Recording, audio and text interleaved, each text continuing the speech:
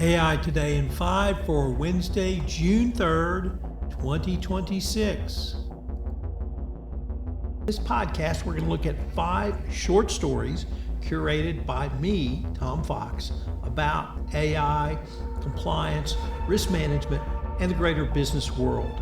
We'll give you a short 5-minute daily set of stories that you can use to think about how you can use AI in your compliance program going forward. This is one of the most interesting innovations that I have come across in all of my time in compliance. I've written a book, Upping Your Game, about the use of AI and how it will transform compliance, literally starting now and certainly by 2030. The From No Control to Total Control edition. The Trump administration has done a full 180 and has now decided that they are not going to give AI a hands-off approach, but they want total control. And they have said that President Trump signed an executive order that asks technology companies to voluntarily give the government oversight of new AI models before releasing to the public.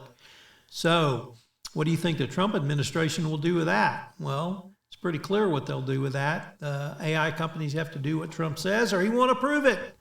Wow. You want to put the hands of AI development in the Trump administration? Good luck. Next up, the first of 2 stories from FinTech Global. First one's entitled Why AI Companies Need Risk Management from Day One. The financial crime compliance sector is facing a pivotal moment. Criminal networks are estimated to have increased their use of artificial intelligence tools by as much as 800% over the past 2 years, operating entirely free from the regulatory obligations and budget constraints that weigh on legitimate compliance teams. Compliance Advantage, the U.S. regulatory environment is undergoing, or according to Compliance Advantage, the U.S. regulatory environment is undergoing a significant shift with proposed AML reforms explicitly opening the door to innovation under an effectiveness-first framework. For compliance leaders, the tension between moving fast enough to match criminal sophistication and meeting the standards of explainability and governance that regulators demand is one of the defining challenges of the role. Our second story from FinTech Global is entitled Provocatively Why Traditional KYC No Longer Works. For decades, KYC has been a cornerstone of financial crime compliance. Verify customers' identity, assess the risk, and review them periodically. It's a model built around a simple assumption that risks change slowly. Well, that's certainly not the truth anymore, as our prior story told us, as now customers can be onboarded in minutes and move money instantly.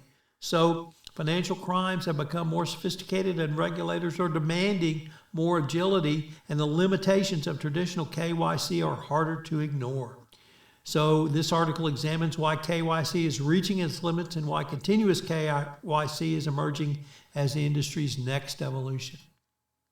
Next up from Finovate, a new collaboration between Concentrix Corporation and Napier AI will deliver an AI-powered AML solution to companies in banking and financial services.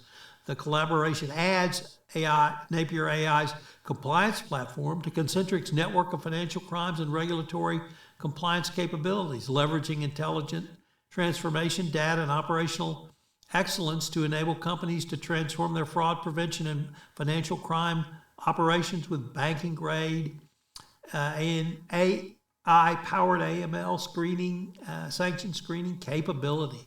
So, a new development.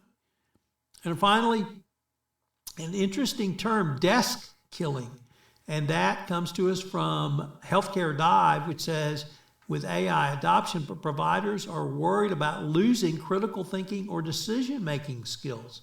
Do you worry about losing those skills when it comes to the use of AI?